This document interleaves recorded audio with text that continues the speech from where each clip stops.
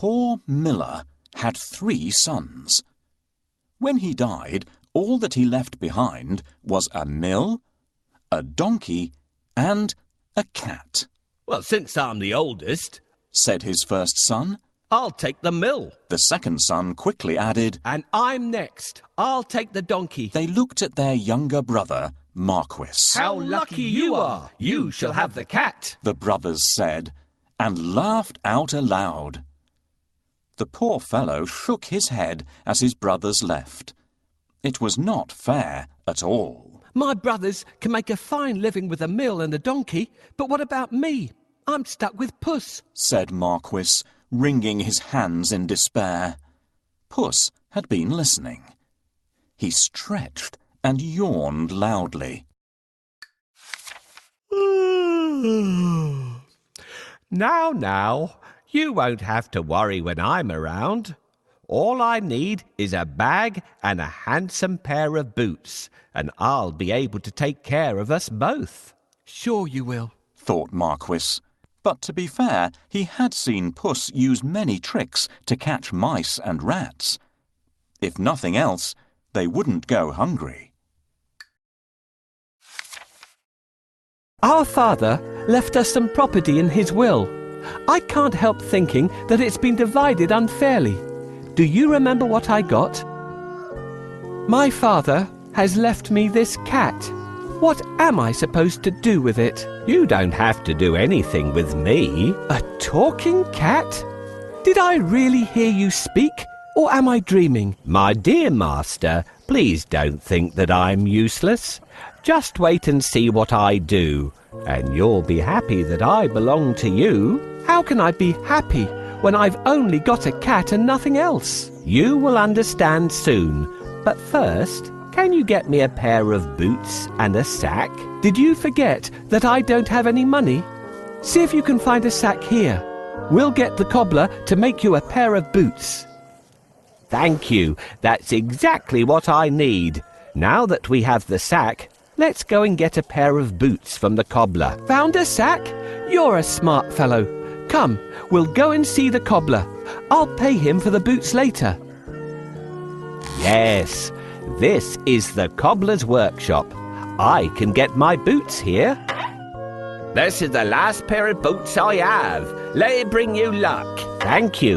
These boots suit me perfectly."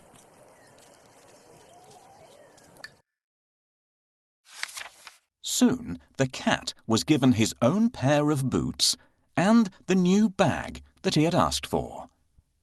The boots fitted him perfectly, and he looked very smart. Puss packed a juicy cabbage and some bran in the bag, and slung it around his neck. He polished his whiskers and set out. Puss headed straight to a spot where there were plenty of rabbits.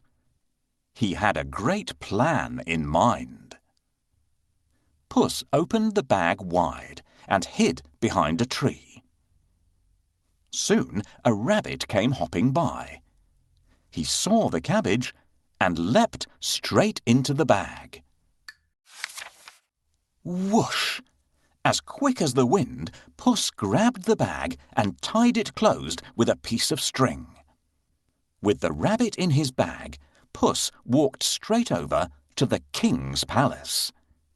He bowed low and presented him with the rabbit.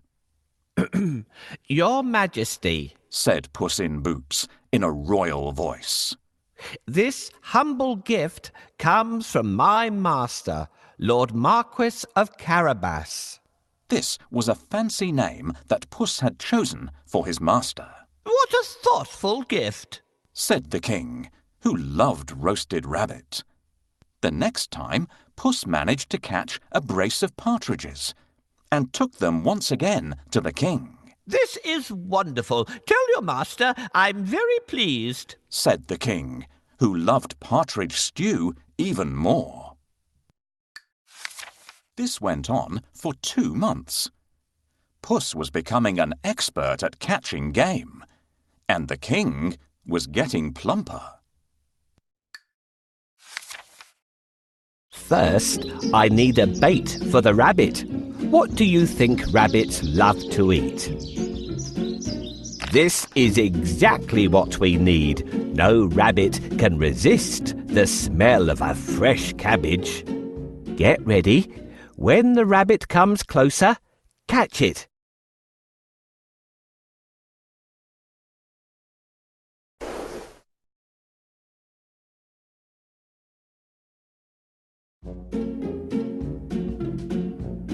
Got you.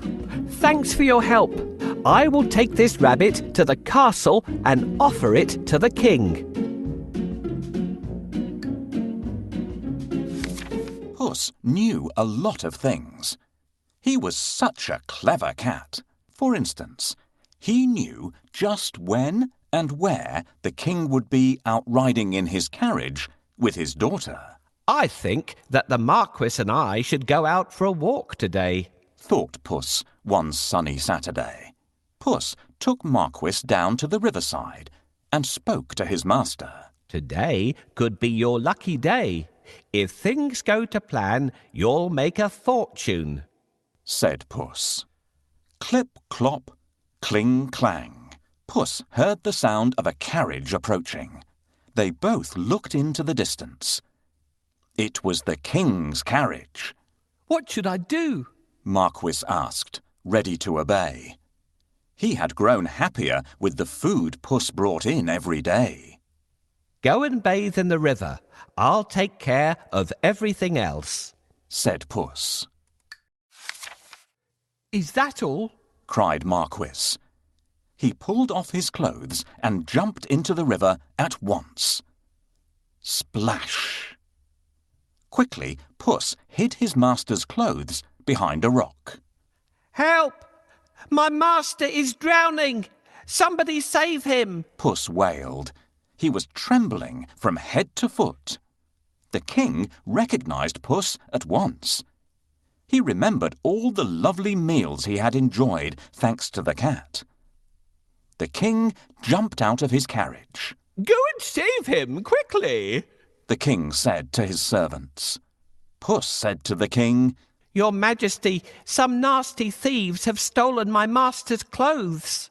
Is that so? Don't worry. I'll find a suit for him, said the king. He ordered one of his servants to fetch some fine clothes.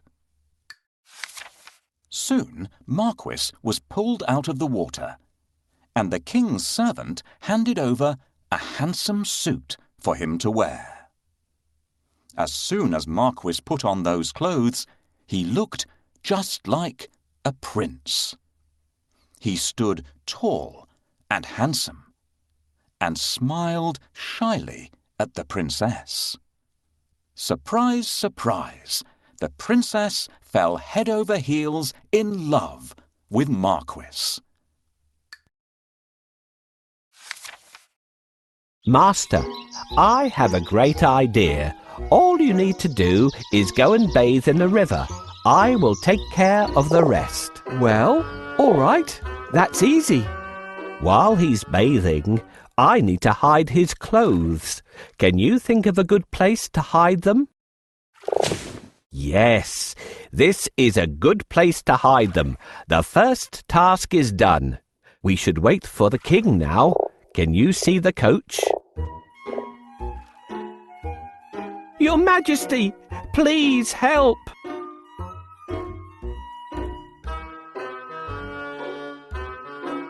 Hurry up!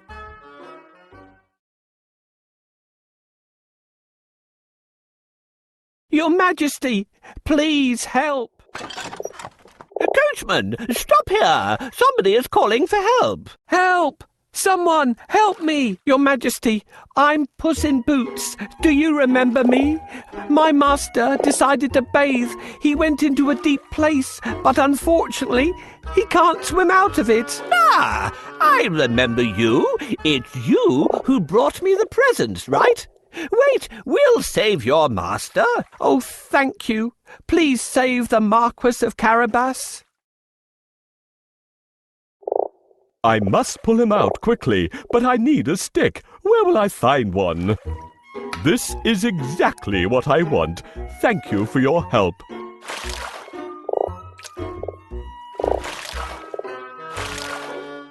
Here you are, dear Marquis of Carabas, safe on land again. Your Majesty, while my master was swimming, his wonderful suit has been stolen. Now he has no clothes to wear. I'll order one of the best suits to be sent from the royal cloakroom for your master. Thank you for your help. How can I pay you back? We would be delighted if you could join us on our journey. What do you say? Oh, of course. My master would be pleased to accompany you. Yes, I'd love to take up your offer and get better acquainted with you and your daughter. Then take a seat and let's go. I'm pleased to meet you, dear Marquis of Carabas. Puss grinned. Things were going just as he had planned. But he had more work to do. If you will excuse me, I'll go and make suitable arrangements to receive our king at the castle. Puss said. Marquis was puzzled because he didn't live in a castle. But he kept quiet. Puss ran ahead and met some men mowing the fields. My good fellows, stop your work and listen. The king is coming this way, and you are all in grave trouble. The only way to save yourselves is to say that these fields belong to the Lord Marquis of Carabas. Puss announced. The mowers looked at Puss in surprise. They were scared. This Lord Marquis must be very powerful, they thought. They agreed to do exactly what the cat said, to save themselves.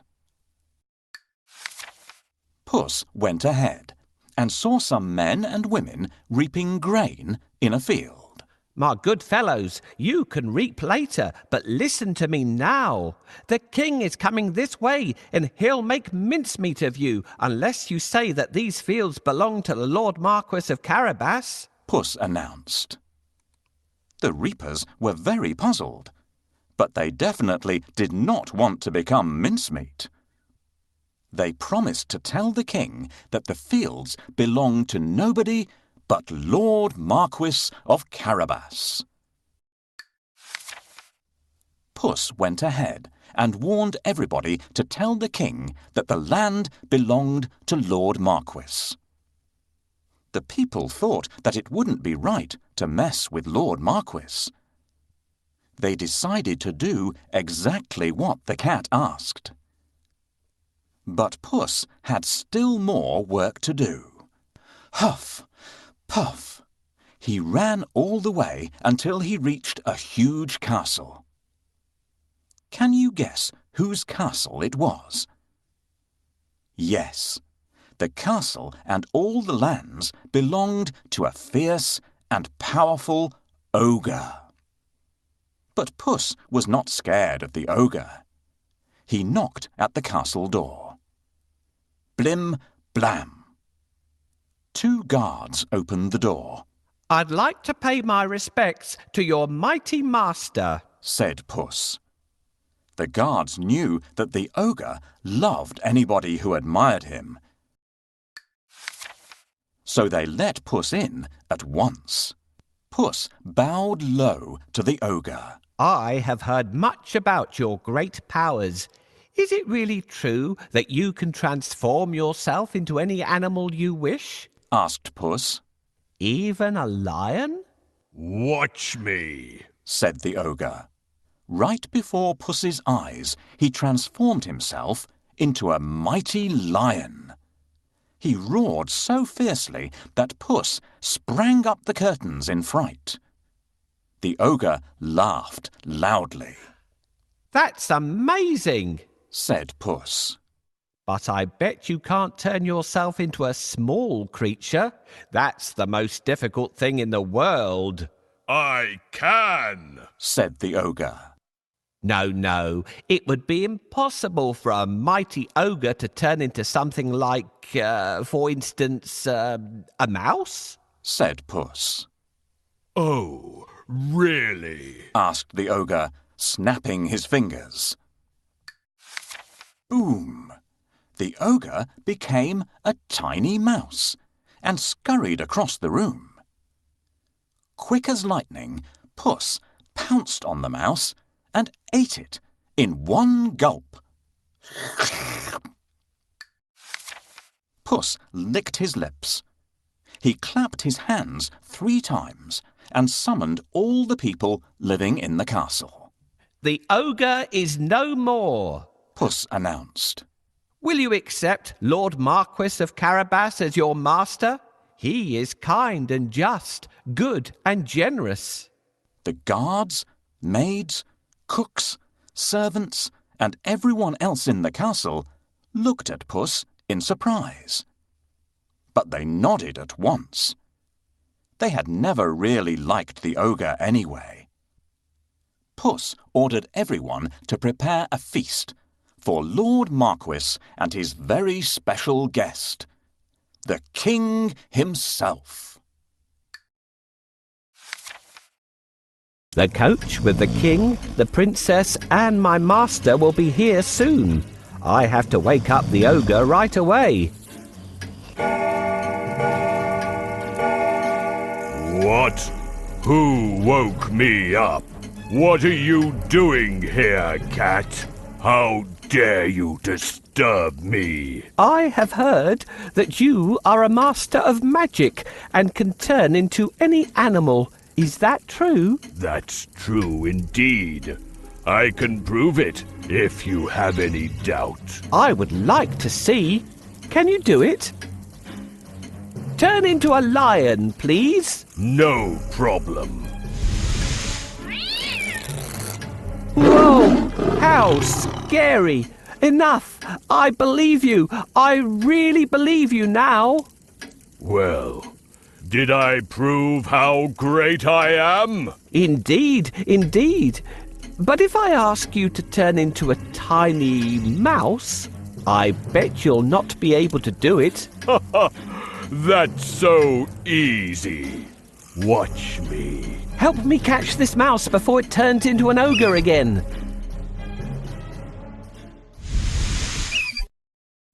Hooray! Now my master owns this castle. I'm smart and handsome. I'm the one and only Puss in Boots. Meanwhile, the king travelled through the countryside, speaking to the people. He was very surprised to learn that almost all the land around him belonged to the young man by his side. When the king's coach finally reached the castle, Puss ran out to welcome them. Welcome to our humble abode, Puss said to the king. The king gulped. The castle was bigger and even more stunning than his own. Puss led them straight to the huge dining hall. The table groaned with the weight of roast chicken, rabbit stew, mince pies, smoked duck, and hundreds of other dishes. The king was in 7th heaven. After eating the great feast and sipping the finest wine he had ever tasted, the king said, My dear Lord Marquis, I'd be delighted if you would marry my only daughter. Marquis smiled at the princess. I will if the princess wishes to live with me, said Marquis shyly. The princess was so happy that she wanted to dance all around the castle. She blushed in delight and nodded. They married and lived happily ever after. And so did Puss, because loyal Marquis made him a lord of the castle. Puss enjoyed great feasts every day and did not go after rats or mice any more, except now and then, when he wanted some fun.